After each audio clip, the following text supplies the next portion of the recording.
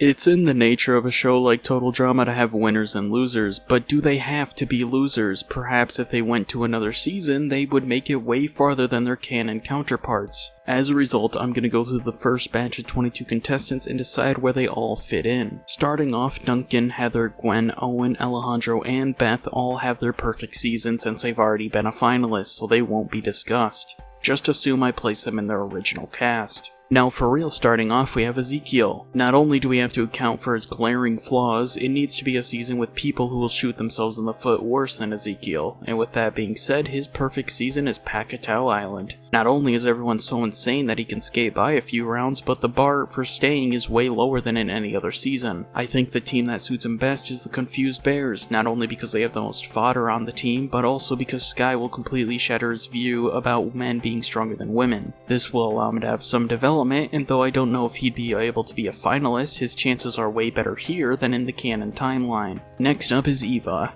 Eva's a tough one because she really doesn't get along with people that well, and it will be next to impossible for her not to rub people the wrong way. As a result, the only option for a potential season she would do well in is Redonkulous Race. This is a season that has no voting, and just has you racing with a partner. I think her anger is still an issue, but this is the best possible scenario for Eva and her unique talents. Next up is Noah, and we ironically already saw where he thrived, and that's the Redonkulous Race. Not only can Noah not get along with people, but he also isn't that great of a strategist. A show like Redonkulous Race really gets to show off his talents and allows some more character moments than in any other season he would normally be a part of. Justin is confusing.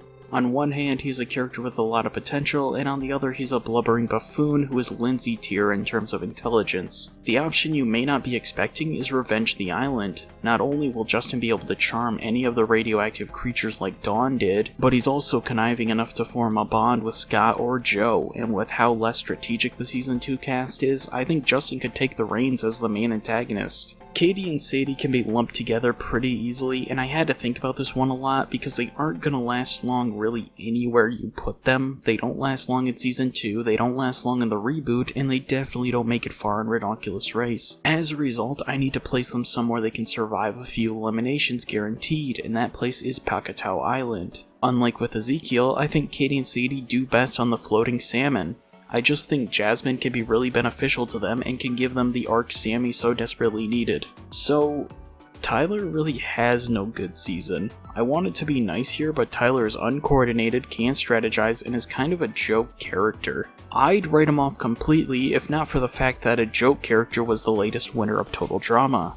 As a result, Tyler has the best chances of winning on the reboot cast. He's a mix of bad traits, but he could be way worse, like he could be Chase or Ripper.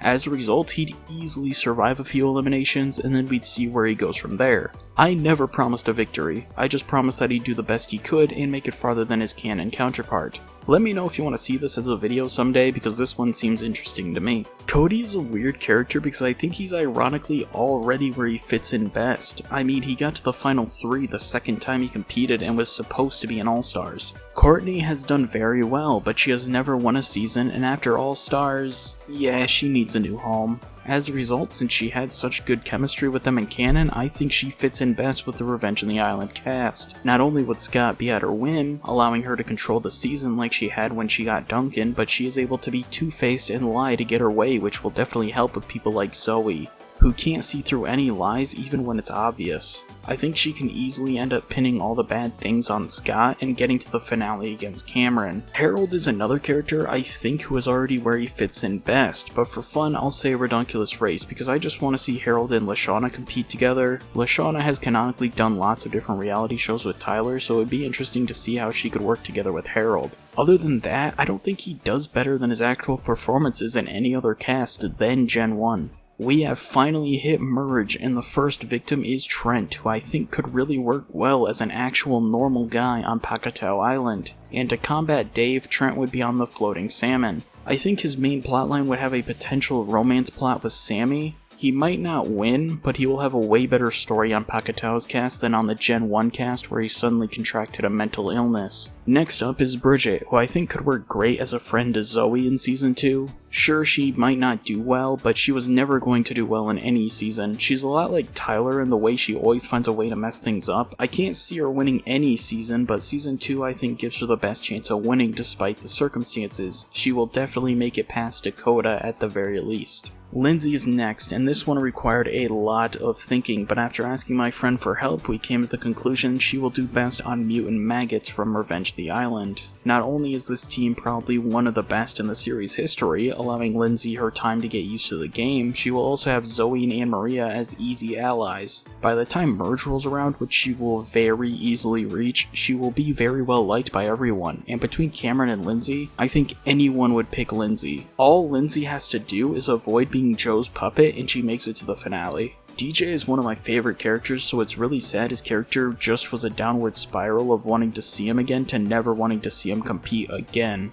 But maybe there will be a season he can do better in, like maybe the reboot. Now, this may seem like a death sentence for him, but DJ fits into the cast very well. They're probably the most chill cast besides the Gen 1 cast, so he can get along with everyone well enough. He will actually get to show how much of an asset he truly is and not just crumble like Canon DJ. I don't know if he'd win, but he has a very good case to make, and I'd love to do a what if about this one day. Izzy is next, and she's a weird case because she does well in two series. Paketao because her weirdness is nothing out of the ordinary with this group, and Redonkulous Race because she gets to show just how smart, athletic, and conniving she truly is. If I had to pick one, I'd say Redonkulous would be more fun as a whole, but Izzy fits into Paketao's theme way better.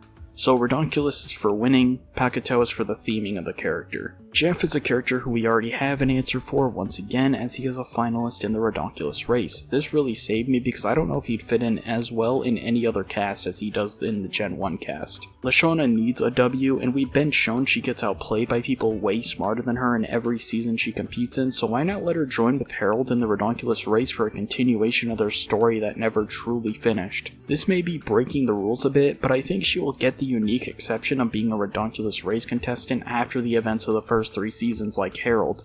Otherwise, her best season is still her Gen 1 season. Finally, we have Sierra, and it's anticlimactic, but she remains in Gen 1. No other season will allow her to know anything about the contestants, so she will just come off as a more creepy Priya, which will get her eliminated early. She doesn't even do great in Paketao, where her creepiness gets her voted out before Rodney on Floating Salmon or Beardo for Confused Bears. But, with all this being said, let me know your thoughts in the comments and if you agree or disagree. I'd love to hear what you think and where your favorite character should go. I'd also love to do this with Gen 2, so leave your thoughts on that in the comments. With that being said, thank you all for watching and have the day you deserve.